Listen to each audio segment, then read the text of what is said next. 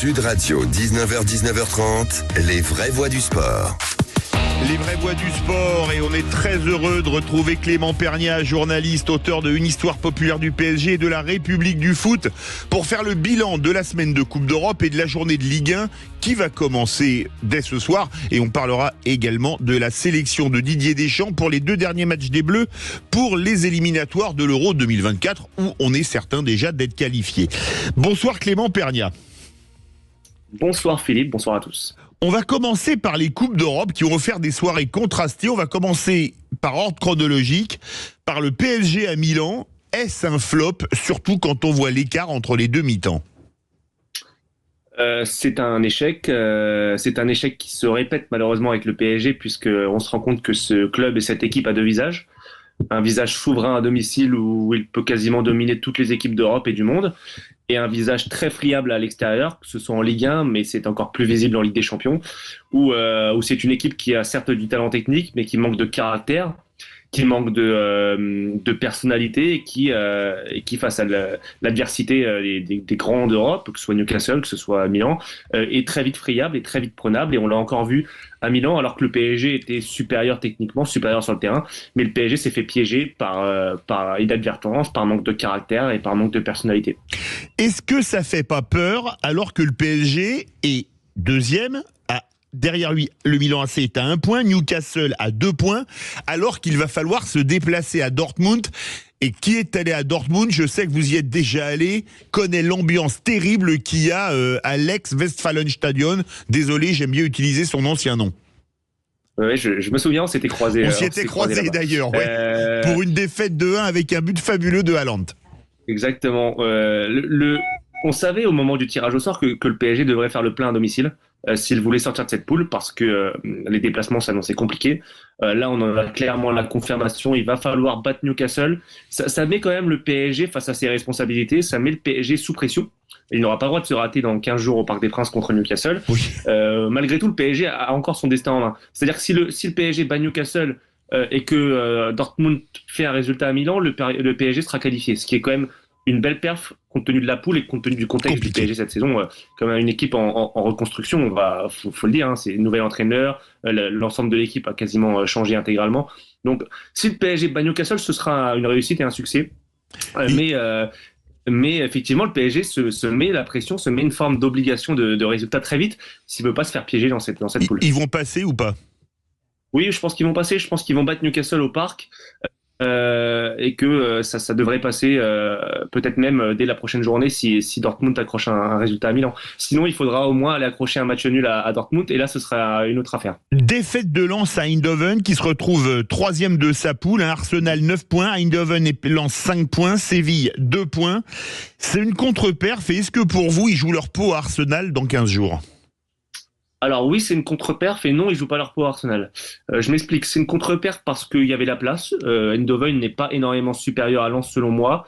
Lens a eu des opportunités. Je trouve qu'ils ont fait un non-match. Ils se sont fait avoir à peu près pareil que le PSG, je dirais, à l'expérience, au manque de personnalité parfois, à des petits détails, que ce soit... On les a vus beaucoup glisser, on les a vus manquer d'efficacité. Sur le but hollandais... Voilà, on sait que De Jong, c'est un joueur très bon de la tête. Voilà, il est pas pris au marquage. Donc voilà, j'ai des regrets sur ce match. Ils joueront pas leur peau à Arsenal parce que, soyons honnêtes, tout le monde voyait Lens perdre à Arsenal au moment du tirage au sort. Donc je pense qu'ils perdront à Arsenal. Arsenal est bien au-dessus, même s'il y a eu le match aller effectivement, mais je pense que ça relevait plutôt du miracle et de l'exploit plutôt qu'autre chose. En revanche, ce qu'on a tout de suite vu et très rapidement dans cette poule, c'est qu'il pourrait y avoir une finale à Bollaert lors de la dernière journée contre Séville. On l'a tout de suite senti compte tenu de la configuration où Lens a été faire un nul à Séville, il a battu Arsenal. Mathématiquement, ça s'est vite dessiné. Ça devrait se confirmer. Si Séville accroche Eindhoven à la prochaine journée, il pourrait y avoir une finale Lens-Séville à la dernière journée. Et là, ça pourrait devenir très intéressant. Et est-ce que Lens va passer, à défaut de la Ligue des Champions, en Ligue Europa ?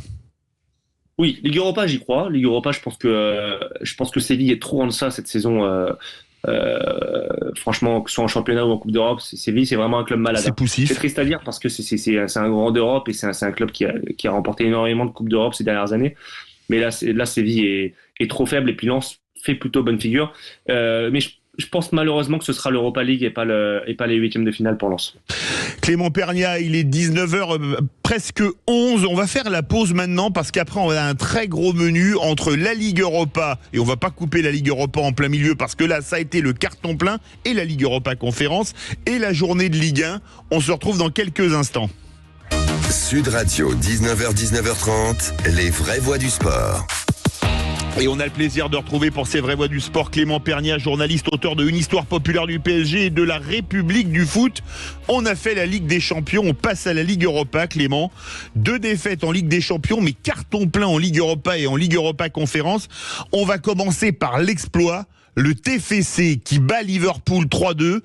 Un tifo montrait dans le virage Brice-Taton, montrait Jean-Claude Duss en parlant d'un malentendu. Ils y sont arrivés sur un malentendu, les Toulousains, ou c'est mérité d'y être arrivés? Ah non, c'est mérité. On peut pas parler de malentendu quand on est Toulouse et qu'on bat Liverpool. Il y a forcément une grosse performance derrière, à l'image de ce qu'avait fait un peu Lens contre Arsenal. Mais là, Toulouse n'est pas Lens, et puis Liverpool fait une très très bonne saison. Non, c'est un super match de Toulouse qui avait bien travaillé son coup, avec une défense à 5, des attaques rapides, des contres rapides. Moi qui ai pu regarder le match, c'est pas toujours facile les jeudis soirs, et là en plus il y en avait 2 en même temps. Franchement, Toulouse c'était cohérent. Il y avait techniquement c'était précis, il y avait pas eu trop de déchets. Dans les duels, ça a répondu. Les peu de fois où ça n'a pas répondu dans les duels, de toute façon Liverpool a marqué. Voilà, dans la surface c'était présent. Devant, ça a retrouvé de l'efficacité. Dalinga a fait un très bon match. Voilà, Liverpool, je pense que Liverpool, après le 5-1 de la dernière fois, était venu un peu dilettante avec un turnover assez prononcé dans le 11, et au final ils se sont fait un peu avoir par une équipe pleine d'abnégation, et on est très content parce que Toulouse se place en bonne posture pour la qualification. Ah oui, deuxième à 2 points de retard sur Liverpool, c'est ça. Et voilà, c'est une bonne chose. Toulouse est deuxième derrière Liverpool.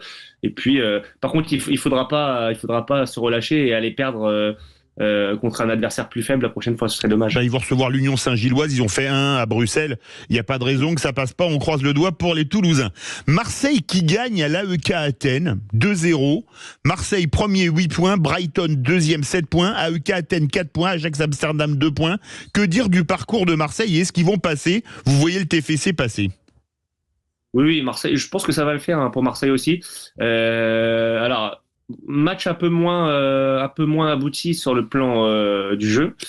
Mais c'était important. On savait que, on l'avait vu, Marseille avait été chahuté au Panathinaikos en tour préliminaire de la Ligue des Champions. C'est jamais facile d'aller jouer dans ces stades grecs où il y a une forte ambiance, même si les supporters d'Athènes et de Marseille sont amis et sont très liés. C'est des stades très compliqués. C'est pas facile de s'imposer. D'ailleurs, sans un grand Paolo Lopez, Marseille ne gagnait pas ce match puisqu'il a fait des arrêts décisifs en seconde période. Mais voilà, encore une fois, Marseille est dans un contexte pas facile où sportivement et extra-sportivement, il y a des difficultés, on l'a vu cette dernière semaine. Et dans ce cas-là, il faut se réfugier derrière la dimension comptable, il faut aller chercher ses victoires, pas faciles en Coupe d'Europe notamment. Voilà, et puis Marseille peut aussi profiter d'une poule qui paraissait très compliquée, et au final l'Ajax, on se rend compte que l'Ajax Amsterdam est malade, c'est un club très très malade, c'est clair. Qui n'arrive pas à s'en sortir. Brighton a aussi perdu des points à un moment donné, et au final Marseille en tire profit, et chapeau à eux parce que c'est vraiment il fallait la sortir de cette poule, et c'est pas fini, mais je pense que c'est bien parti. Victoire du club cher à Patrick Roger, Rennes, qui bat le Panathinaikos à 10 contre 11, 3-1. Rennes premier avec 3 points d'avance sur le sous-marin jaune de Villarreal, qui a un match en moins. Rennes, ça va passer? Alors là, on est très content pour Rennes, parce que c'était pas gagné. C'est vraiment un club qui est malade pour le coup. En tout cas, un club qui n'arrive plus à gagner un match en Ligue 1 ou qui est en grande difficulté. Voilà, on avait énormément d'espérance en début de saison. On voyait même tous les observateurs voyaient Rennes être le principal concurrent au PSG en ce début de saison, avec les recrutements de Blas, le de Enzo Lefebvre.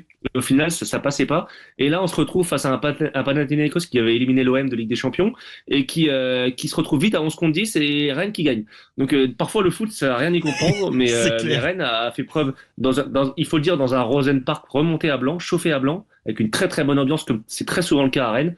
d'une grosse performance, d'une abnégation et d'une dimension collective qui ont été vraiment présents et c'est une bonne chose. Encore une fois, Rennes est très très bien placé dans cette poule et je vois aussi Rennes passer. Donc finalement cette année, on va peut-être en parler de Lille après, mais c'est une bonne année pour les clubs en Coupe d'Europe. On va en parler juste après. Lille. Premier, nul au Slovan Bratislava. Ils vont quand même passer. Bon, on peut regretter 2 victoires de nul, un nul aux îles Féroé à Klaksvik.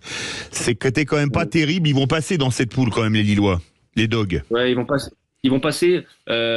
Comptablement, c'est bon. Il fallait pas perdre ce match. Il fallait pas aller le perdre. Ils ont accroché un nul. C'était pas une grande perf, mais ils ont accroché un nul. Et ils ont surtout la chance. Tu me pardonneras que j'arrive pas trop à prononcer les noms, mais que le 4e de la poule ait battu le 3e. Oui. Et du coup, c'est une bonne chose pour Lille parce que ça crée une marge au classement. Et voilà, Lille, pour le coup, c'est un club qui va bien. C'est un club qui va certainement se qualifier en 8e de finale et c'est un club qui en Ligue 1 est très bien placé. D'ailleurs, on aura un Lille-Toulouse ce week-end. Absolument. Entre 2 clubs qui ont fait une belle perf cette semaine. Il y a 2 duels européens cette semaine. Ça va être très intéressant à suivre. Je mets une petite pièce sur Lille qui reçoit à domicile. Le TFC. Est-ce que nos clubs, parce qu'on regarde le classement, Lille 5e, Marseille 9e, Rennes 11e, Toulouse 14e, est-ce qu'ils ne payent pas les efforts fournis en Coupe d'Europe ? Ça devrait pas, normalement. Peut-être que c'est la réalité, mais ça devrait pas. On parle de clubs professionnels qui bataillent toute l'année pour se qualifier. Pour d'Europe, qui ont des gros moyens pour certains. Je pense à Marseille notamment. On peut pas se cacher, se masquer derrière l'excuse des 2 matchs par semaine. C'est des joueurs professionnels. Tous les joueurs professionnels à qui on parle disent mais nous on préfère jouer 2 fois que s'entraîner toute la semaine. Oui. Donc derrière, certes il peut y avoir un peu de fatigue pour un club comme Toulouse par exemple qui joue contre Liverpool. Oui. Mais c'est pas normal que Toulouse soit 14e, que Marseille soit 9e, que Rennes soit 12e. Tout ça ça peut pas servir d'excuse. Donc au contraire, c'est des pros, ils doivent être stimulés, ils doivent être emmenés par cette dynamique européenne. Donc alors, moi je les attends tous là, tous ces vainqueurs en Coupe d'Europe cette semaine, je les attends ce week-end au tournant. J'espère qu'ils vont faire des belles performances. La bonne nouvelle rapidement, c'est l'indice UEFA. On n'est plus qu'à 0,03 points des Pays-Bas. On va peut-être sauver une place en Ligue des Champions. Ouais, profitons-en parce que ces dernières années c'était compliqué. Même le PSG parvenait plus à passer les 8e de finale de Ligue des Champions, alors que le PSG c'est quand même la locomotive du football français. Donc oui, là on avait du retard un peu à rattraper. C'est bien parti. Faut pas s'emballer, attention, c'est pas fini, il reste 2 matchs. Et puis il faut pas s'arrêter là. Moi je suis quelqu'un et je pense que le football français gagnerait à être ambitieux. Et pour des clubs qui vont se qualifier comme Lille, comme Toulouse, comme Rennes, il faut aller viser plus haut, il faut aller chercher des 8e, des quarts de finale, il faut faire plaisir à ses supporters. On en a besoin, on a vécu des années compliquées et voilà, il faut se permettre de rêver tout en étant lucide, mais voilà, il y a de quoi faire de belles choses. On passe à la journée de Ligue 1 dès ce soir. Le leader niçois se déplace à Montpellier, leader surprise. Ouais, leader surprise, mais leader qui travaille très bien. C'est une vraie cohérence, c'est une vraie belle surprise et l'équipe emmenée par Farioli qui est arrivé en cours de saison, à l'intersaison, pardon, fait preuve d'une cohérence tactique et technique absolument presque déconcertante, j'ai envie de dire. On n'attendait pas vraiment Nice, on attendait de voir, mais on les attendait pas à ce niveau-là. Et au final, c'est une équipe, non seulement qui est venue gagner au Parc des Princes cette saison, et Dieu sait que c'est pas facile, mais surtout c'est une équipe qui est très dure à prendre, qui est très cohérente. Défensivement, on l'a vu contre Rennes le dimanche dernier. Défensivement, c'est très très très solide. C'est très compliqué de franchir cette toile d'araignée construite par Farioli. En même temps, offensivement, c'est cohérent. Les joueurs surperforment presque, on a envie de dire, mais ça marche et on voit pas trop presque. En plus, Nice ne joue pas de Coupe d'Europe. Non. Nice n'est pas fatigué, on peut dire. Comme donc Monaco, on voit pas trop ce qui dont pourrait on va venir chatouiller cette équipe de Nice. PSG à Reims, PSG second, 24 points, Reims 20 points, 4e. Le PSG est en danger à Reims ? Oui, clairement. On l'a dit tout à l'heure, le PSG est beaucoup plus friable à l'extérieur. Le PSG sort d'une défaite européenne. Là, clairement, on a tous les éléments et toutes les cases sont cochées pour voir le PSG trébucher à Reims. D'autant que Reims est une équipe qui fonctionne très bien. On l'avait déjà vu l'année dernière, emmené par Will Steele, ce coach moderne, ce coach jeune, ce coach qui n'est même pas diplômé, mais qui arrive à insuffler un esprit d'équipe et un esprit moderne et jeune à cette équipe de Reims. Reims sera galvanisé par un public qui sera présent face au grand PSG. Et le PSG voilà, sort d'une défaite européenne. Le PSG, faudrait voir les chiffres, mais à l'extérieur a perdu beaucoup de points, a failli en perdre à Rennes. On avait perdu à Clermont, à Brest, pardon. Je sais pas, à Brest, on avait perdu à Clermont. Clermont. Et c'est une équipe qui devra être à 110% demain si elle veut battre Reims. Monaco au Havre, Monaco 3e, 23 points, surprenant les Monégasques? Surprenant, oui. Oui et non. C'est là où on les attend, j'ai envie de dire. On parle quand même d'un club qui est emmené par une attaque composée de Ben Yedder et de Balogun. Oui, Balogun, pas qui est mal. un joueur, on l'a vu, qui a énormément de talent. Ben Yedder, qui est l'un des meilleurs attaquants français, en tout cas de ces dernières années. Derrière, il y a Golovin qui marche très bien. Il y a un vrai milieu avec Zakaria, avec Camara. Non, Monaco est à sa place. En revanche, tu parles de ce match, c'est Le Havre. Le Havre est la belle surprise de cette Ligue 1. Le Havre est 7e. Ils sont allés gagner à Toulouse en plus le week-end dernier. Voilà. Le Havre fait des belles perfs. Ils viennent de monter. Ils ont très très peu de moyens. C'est un club qui a très peu de moyens, qui a été très intelligent sur le marché des transferts, qui travaille très bien avec Mathieu Bodmer, qui est directeur sportif de ce club.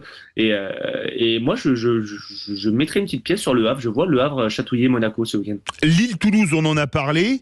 Plutôt Lille pour toi. Rennes-Lyon, on en parle. Lyon, est-ce qu'ils peuvent s'en sortir dernier avec 0 victoire à la 11e journée? Lyon, c'est cataclysmique. Ça fait de la peine pour tout amateur de foot et de foot français. En plus, ils vont à Rennes, donc bon, c'est pas le match le plus facile. Alors, j'ai regardé le match de Lyon contre Metz le week-end dernier et j'ai rarement, ces dernières années, vu une équipe aussi malade. Ils n'ont pas du tout confiance en eux. C'est un club qui joue avec 5 défenseurs à la maison contre Metz, qui n'arrive pas, qui s'en sort miraculeusement. Je ne sais même plus qui marque en fin de match, mais c'était très très compliqué. Malheureusement, je ne donne pas cher de la peau des Lyonnais à Rennes ce week-end et j'espère pour eux qu'ils vont vite pouvoir s'en sortir, mais c'est pas gagné. OM Lens, d'autres duels européens. Ouais, match très sympa. J'ai hâte de voir ce Enfin, match. c'est Lens OM exactement. Il me semble que c'est la Lens. Hein. C'est Lens OM. Ouais, c'est Lens OM. Lens OM. J'ai du mal à le pronostiquer ce match. J'ai du mal à voir qui pourrait s'en sortir. D'un côté, l'OM repart de l'avant avec sa victoire cette semaine. Lens a perdu. Voilà, je mettrais bien une pièce sur un match nul. C'est deux clubs qui sont amenés à remonter au classement, qui fonctionnent plutôt bien. Donc voilà. On va terminer avec l'équipe de France. Il nous reste 1 minute. La grande surprise, Warren Zaïre-Emery, 17 ans, appelé par Didier Deschamps. Ça te fait rêver, un milieu de terrain, je sais pas, Rabiot, Tchouaméni, Zaïre-Emery, Griezmann au prochain Euro? Ouais, c'est même pas une surprise. Hein. C'est un joueur, il est tellement monstrueux depuis le début de saison, même depuis l'année dernière, qu'on s'attendait à ce qu'il soit pris. Ce qui est bluffant rapidement sur ce joueur, c'est qu'au-delà de la dimension sportive, où il est excellent, il est percutant, il est physique, il est très très bon, c'est la dimension psychologique et mentale. On sent que c'est un gamin qui a la tête sur les épaules, qui est très bon, qui est très bien encadré, qui ne s'emballe pas. Et ça fait plaisir à voir. Après, attention, Griezmann est très bien implanté dans ce milieu, donc à voir s'il pourra s'imposer tout de suite. Tchouaméni est blessé, pourquoi pas faire une place à Zaïre-Emery? Sinon, il devra attendre un peu, mais c'est bien pour lui, pour sa progression personnelle, puisqu'il va pouvoir évoluer au milieu de grands joueurs. Merci beaucoup Clément Pernia, journaliste, auteur de Une histoire populaire du PSG et de la République du foot. On aurait pu parler une demi-heure encore avec vous, mais avant de donner la parole au rugby, je voudrais faire un clin d'œil à l'occasion du centenaire de la flamme du soldat inconnu. Il y aura demain le challenge Foch-Renard. C'est l'armée de terre contre la marine nationale au stade Jean-Bouin à Paris, le stade du Stade français. Les féminines de la marine contre les féminines de l'armée de terre à 13h et les masculins de la marine contre les masculins de l'armée de terre à 15h. Billetterie 5 € et c'est pour une bonne cause puisque c'est pour le Bleuet de France, le challenge Foch-Renard demain au stade Jean-Bouin à Paris.